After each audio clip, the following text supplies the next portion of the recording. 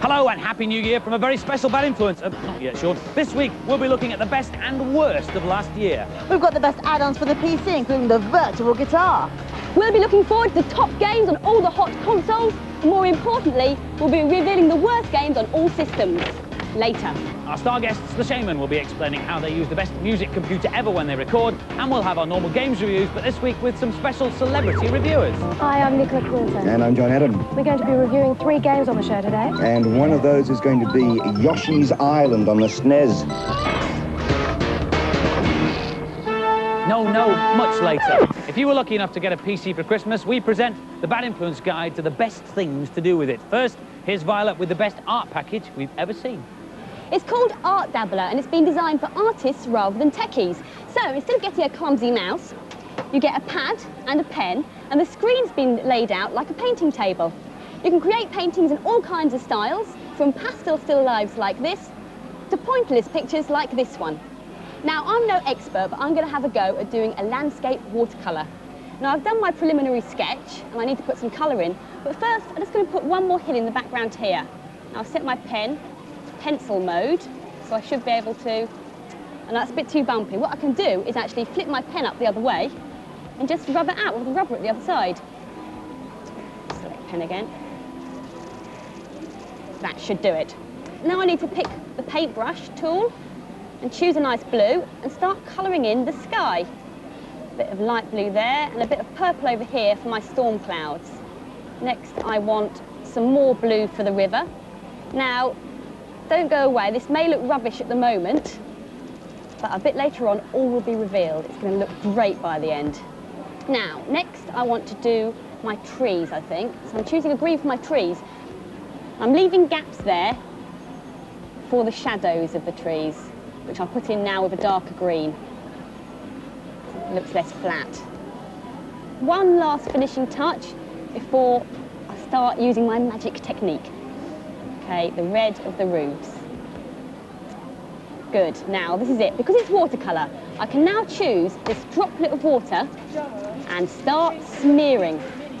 And as you smear it around, you can see it's all just beginning to look a little bit more authentic and it's all taken shape. And what's really nice about this is that as you blend the colours together, they do actually mix as they would in real life. Start on the yellow now. Just tones it all down a little bit. Also, as you press more, the pad is pressure sensitive. So the more you press, the more water goes on. It's the same with any of the tools. If you're doing the paint, the more harder you press, the more paint goes on. If you're doing the pencil, it's the same thing. So it really is like painting with the real thing. It's excellent. Now, I'm nearly finished.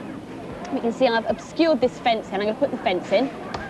So back to my normal paint, choosing a nice brown. What I want to do here is try and get the texture of wood, so I'm just scrawling. But once I apply the water, you'll see that it'll look like quite a rickety wooden fence. It's the water. Again, a little bit of that, a little bit of water. Works wonders. Voila. Not bad for someone who failed art at school.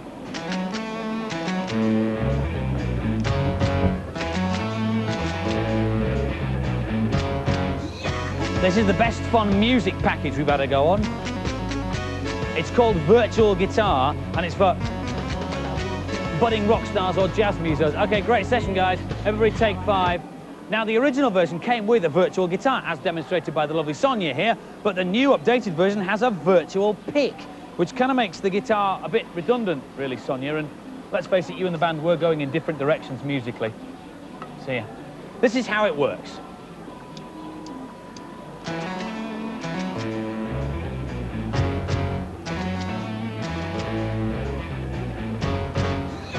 Every time the pick hits the tennis racket, it sends a signal to the computer which plays the right notes, which is kind of useful because I have no musical ability at all. All I have to do is keep in rhythm with the band. And I do that by hitting the chords every time this red line passes over a green peak. Of course, if I get it wrong, which I do quite often, the band get ever so upset. Man, you're putting in too many notes. I thought they were my showbiz friends. The CD-ROM that comes with it is called Quest for Fame, and it's designed as a game where you have to work your way up to rock superstardom. When you've mastered a few songs, your agent books you a gig at a local club. If you get a good reaction from the fans there, you can go on to jam with a rather strange-looking blues band. The final crowning moment of your career is to appear on stage at the Humonga Dome with old and hairy American rockers Aerosmith in front of thousands of screaming fans. It really is great fun, and because it's a virtual pit, you can play it anywhere. On your leg, play it on Violet's ear, look. Oh, Violence and Mayhem. That reminds me. Here's Sonia with the best gore game for the PC. And of course, it's Doom. But there's a great trend nowadays for link-up games, and the best way to play Doom is against other people. Up to 4 PCs can be linked together to play Doom as a deathmatch, and each player has their own colour. And you can see Victoria's grey character in Mr. C's screen just there, and Mr. C's green character in Victoria's screen. And the aim of the game is simply to kill your opponent more times than they can kill you. So grab that shotgun and go. And finally, here's Violet with the worst ever CD-ROM for the PC. It's called Karaoke Shakespeare, and it was a feeble attempt to bring interactive theatre to the home. The idea was the computer puts all the words up on screen and then reads them out, except for your part, because you can then become the techno-lovey and perform the words yourself. Now, I'm going to have a go at being the second witch in the famous witch scene from Macbeth. Here goes. When shall we three meet again? In thunder, lightning, or in rain? When the hurly-burly's done. Come on. When the battle's lost and won. Look, there's a spelling mistake. It should be W-O-N, not O-N-E. That will and it be sounds air like the that programmers settles recorded the down. voices themselves and recorded it in a toilet, come to that, which is where this CD-ROM should be flushed. No, later. Today's reviews are slightly unusual. Instead of looking at this week's releases, our celebrity review panel will be trying out some of this year's hot titles. First up is Yoshi's Island on the Super Nintendo, which is the eagerly anticipated sequel to the classic Super Mario World.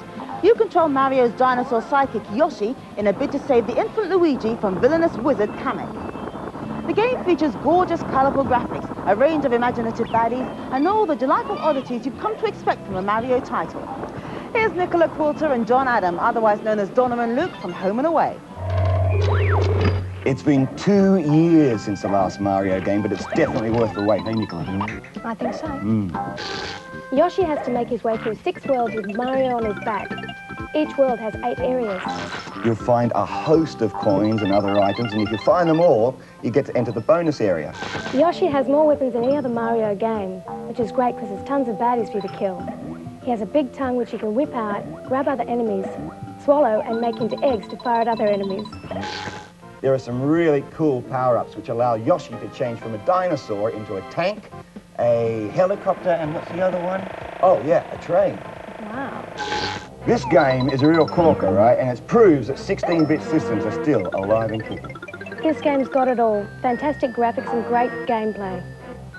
And the celebrity scores for Yoshi's Island, both Nicola and John gave it a resounding 5. And Yoshi's Island should be out by the end of the month. Actually, 1996 promises to be an exciting year for video games. PC owners will be salivating at the prospect of the stunning HMS Carnage, a game set on Mars and featuring strange, steam-driven spacecraft. The impressive racing simulator Formula 1 Grand Prix 2 is out at the end of the month, and Saturn owners will be looking forward to slick, futuristic racer Vertigo, and hopefully a conversion of Fighting Vipers, the brand new arcade beat-em-up from the team behind Virtua Fighter 2. On the PlayStation, the stunning atmospheric adventure, Alien Trilogy, will be clamouring for your attention, together with Tekken 2, the sequel to the best beat-em-up ever. And then, of course, there's the Ultra 64.